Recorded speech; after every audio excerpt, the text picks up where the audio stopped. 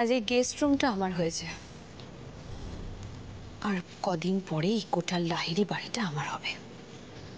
আমার মা, দাদা, ভাই এই গোটা বাড়িতে রাজ করবে।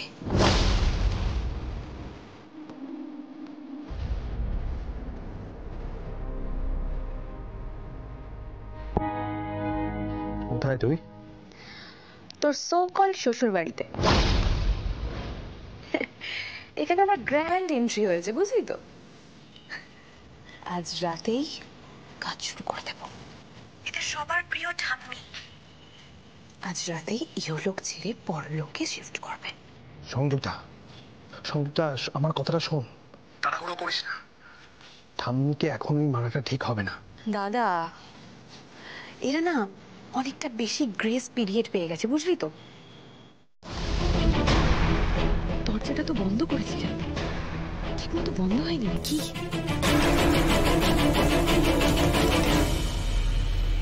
ধরা পড়ে গেলাম মানে? এই যে রেস্ট না নিয়ে আপনি যে এখনো কাজ করে যাচ্ছেন, আপনার খাবারটা।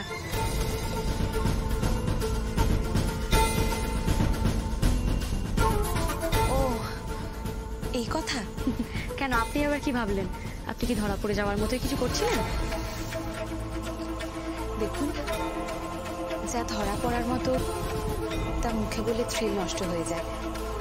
আর আপনি কেন এত কষ্ট করে খাবার আনতে গেলেন বলুন তো? আমাকে ডাকলেই তো আমি নিতে চলে যেতাম বাড়ি। আপনি যে কালকে সারা রাত কাজ করলেন, এখন আপনাকে আর কোথাও নিচে নামতে হবে না। আপনি ঘরে থাকুন, আপনার খাবার এনে দিয়েছি।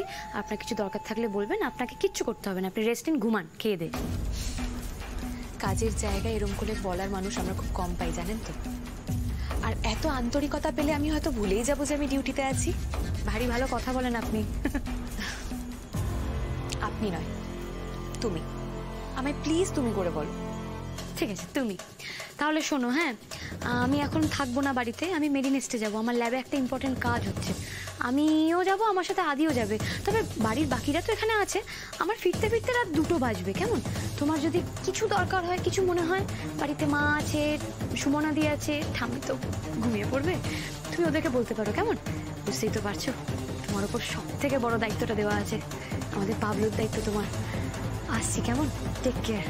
কাছে পারিনি, আর এখন যখন পেয়েছি তখন এত আদর যত্ন করছেন। এতটাও স্নেহ ঠিক নয় না? কাকে জানি আমি দেখলাম এর মধ্যে, লেফটি পা হাত চলে কার? কাকে দেখলাম আমি?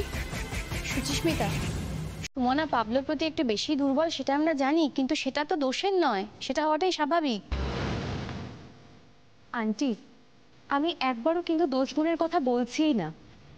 আমি শুধু এইটুকুই বলছি যে পাবলোকে আপনারা ওর মতো করে ট্রিট করুন। আর দেখুন, পাবলোর চিকিৎসার দায়িত্ব কিন্তু আমার ওপর। আমি জানি ওকে কি করে হ্যান্ডেল করতে হবে। আর আপনারা হয়তো জানেন না যে আমি এই ফিল্ডে কতটা এক্সপিরিয়েন্সড। আর আমাকে একটা কথা বলুন তো, আমি আমার পেশেন্ট ছেড়ে, আমার ডিউটি ছেড়ে কেন শুধু শুধু এই বাড়িতে থাকবো? রাইট, ঠিক আছে, আপনি যেভাবে চাইছেন সেভাবেই ট্রিটমেন্ট করুন, কেউ আপনাকে বাধা দেবে না। সে তো করবই, শুধু পাবলো নয়, ট্রিটমেন্ট করে বাড়ির প্রত্যেকটাকে শেষ করব। এই, তোমার নেশার জিনিস চাই? হ্যাঁ, নেশার জিনিস চাই। সব থেকে বড় নেশা হলো সম্পর্কের নেশা।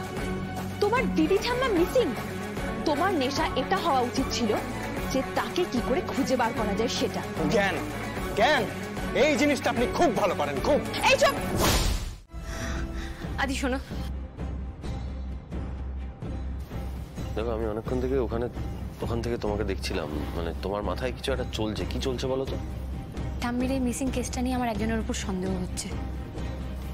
কার উপর? সুপায়নের উপর? না না, সুপায়নদা সবে ধরা পড়তে পড়তে পালিয়েছে। ও সবে মাত্র এখন কোথাও একটা গা ঢাকা দিয়ে আছে। ও কেন এরকম একটা রিস্কি কাজ করবে? ও করবে না এটা। তাহলে কি?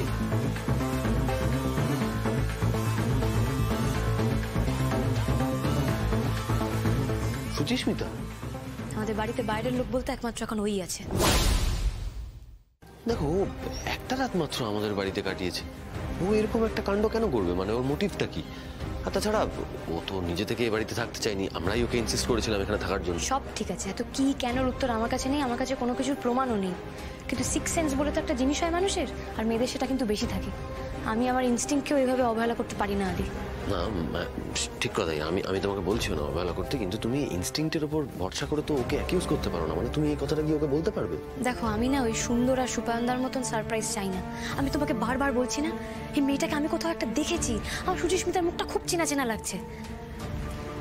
ঠিকই আছে, পরপর যা কিছু চলছে তার উপর কোনো কিছুই সন্দেহর তালিকা থেকে বাদ দেওয়া যায় না।